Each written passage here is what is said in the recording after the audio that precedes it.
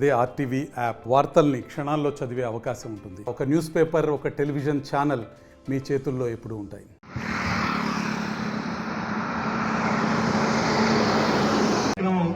చేపట్టినందుకు ప్రత్యేకంగా మినిస్టర్ గారికి ప్రత్యేకంగా 60 సంవత్సరాలు నిండినటువంటి ముసలి వాళ్ళ పెన్షన్ నుంచి మొదలుకొని తల్లికి వందనం అనే పథకం మన పాఠశాలలో దాదాపుగా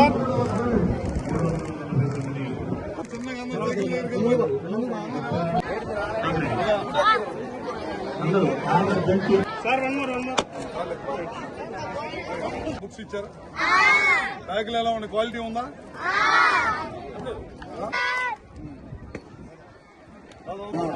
బాగున్నాయా? ఈసారి వాళ్ళే ఇచ్చారు వీళ్ళ కంపెనీ నుంచి.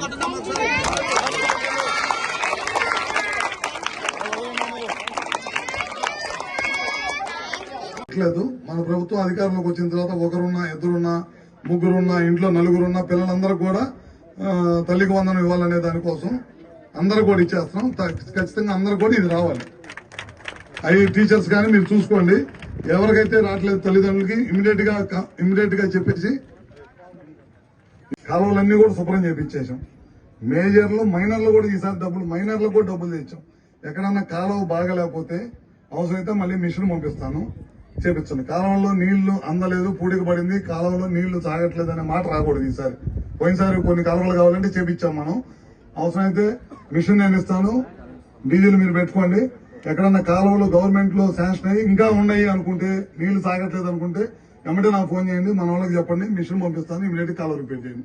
ఈ సంవత్సరం పొలాలకు అందరూ కూడా చివరి భూములకు నీళ్లు వస్తాయి. నీళ్లు వాతావరణం బాగుంది, కాలువలు వచ్చినాయి, డ్యామ్ నిండింది, అన్ని బాగుంటుంది. ఖచ్చితంగా కాలువలు కాదు ఏదైనా సరే మనం తప్పకుండా చేసినాం. ఎట్లుంది? ఎంతమంది తింటారమ్మా మధ్యాహ్నం భోజనం? ఎంతమంది పిల్లలు తింటున్నారు?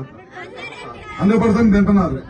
మంచి భోజనం, చదువుకోవడానికి మంచి పుస్తకాలు, స్కూల్కి పుస్తకాలు క్యారీ చేయడానికి మంచి బ్యాగు, అర్థమైందా? అట్లానే మంచి యూనిఫామ్ కూడా మంచి యూనిఫామ్. మీకు రాజకీయం నాకు మాట్లాడటం ఇష్టం లేదు, కానీ పిల్లల దగ్గర పోయినసారి ప్రతి దాని మీద బొమ్మ వేశారు కదా.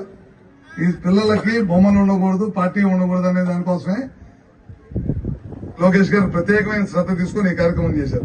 అందుకే మనోడు కూడా ఈ పథకాలు చెబుతుంటే వదిలే అని చెప్పి ఆపాను నేను. వాళ్ళ స్కూల్కి సంబంధించినవి చెప్పించండి.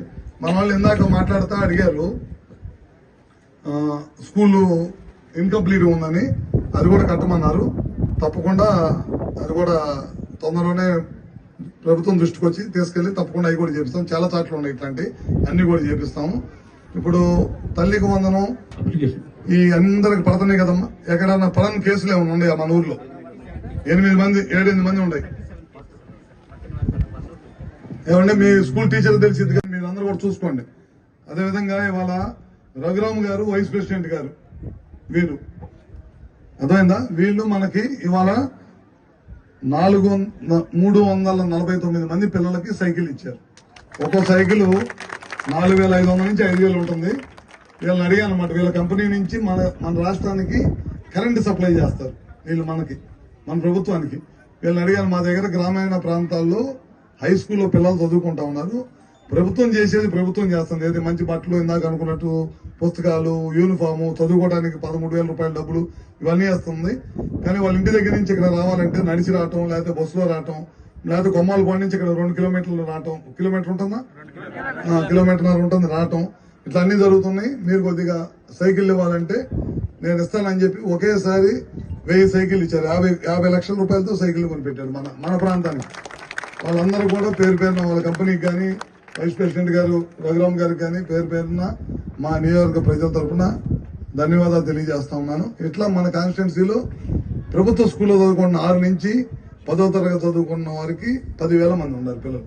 ఇప్పుడు దాదాపు వీళ్ళు 1000 మందికి ఇచ్చారు. అసిస్ట్ వాళ్ళు మన వెల్లల చెరువులో 135 మందికి ఇచ్చారు. అంతకుముందు అసిస్ట్ వాళ్ళ ద్వారా అర్థంగా గర్ల్స్ హై స్కూల్లో దాదాపు 540 మందికి ఇచ్చాము. అట్లా 2-3 నెలల్లో నవంబర్ వచ్చే లోపల అన్ని ప్రభుత్వ పాఠశాలలో ఉన్న పిల్లలకి అందరూ కూడా మంచి సైకిల్, ఇది కూడా హీరో గ్రూప్ నుంచి ఇప్పించారు వాళ్ళు. రఘురామ్ మరిన్ని వీడియోస్ కోసం ఛానల్ ని సబ్స్క్రైబ్ చేయండి. లేటెస్ట్ అప్డేట్స్ కోసం వాట్సాప్ ఛానల్ ని ఫాలో అవ్వండి. ఆ లింక్ డిస్క్రిప్షన్ లో ఉంది.